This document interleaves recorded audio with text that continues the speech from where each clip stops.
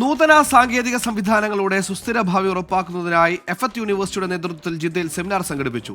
സുസ്ഥിര ഭാവി യാഥാർത്ഥ്യമാക്കാനുള്ള തലമുറയെ വളർത്തിയെടുക്കലാണ് ലക്ഷ്യമെന്ന് യൂണിവേഴ്സിറ്റി പ്രസിഡന്റ് ഡോക്ടർ ഹൈഫ ജമലല്ലൈലി പറഞ്ഞു. സുസ്ഥിരമായ ഭാവിക്ക് യന്ത്രമനുഷ്യ സങ്കലനം എങ്ങനെ സാധ്യമാക്കാം എന്നാണ് ജിദ്ദയിലെ എഫത്ത് യൂണിവേഴ്സിറ്റി സംഘടിപ്പിച്ച ലേണിംഗ് ആൻഡ് ടെക്നോളജി കോൺഫറൻസ് പ്രധാനമായും ചർച്ച ചെയ്തത്. Human machine dynamic fuelling A sustainable future എന്നായിരുന്നു 2 ദിവസം നീണ്ടുനിന്ന സമ്മേളനത്തിന്റെ പ്രമേയം. CES കൺസൾട്ടിംഗ് ചെയർപേഴ്സൺ ഡോക്ടർ ദീന ഹസൻ അൽ നെഹ്ദി, കിങ് അബ്ദുൽ അസീസ് യൂണിവേഴ്സിറ്റിയിലെ പ്രൊഫസർ മുഹമ്മദ് സ്ലിം അലൂനി, എൽസുവേദി യൂണിവേഴ്സിറ്റിയിലെ പ്രൊഫസർ അഹമ്മദ് ഹസൻ എന്നിവർ വിവിധ വിഷയങ്ങളെക്കുറിച്ച് സംസാരിച്ചു.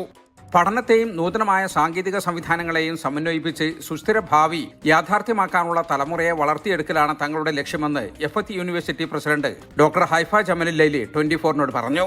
So this event, which is really the 22nd conference, over the years we've been doing this since 2002 till now. It's very important really to connect between learning and technology. So the technology these days are the one that really help us reduce our footprint in the whole world. So we said how we teach sustainability and how we really reduce our footprint from the world community, and this will be able really to contribute and impact sustainability around the world.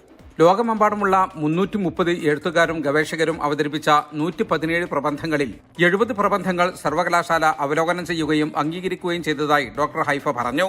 വിദ്യാഭ്യാസം, പരിസ്ഥിതി, സാമൂഹികം, സാമ്പത്തികം തുടങ്ങി വിവിധ മേഖലകളിലെ നവീകരണം വിദഗ്ധരടങ്ങിയ panel ചർച്ച ചെയ്തു.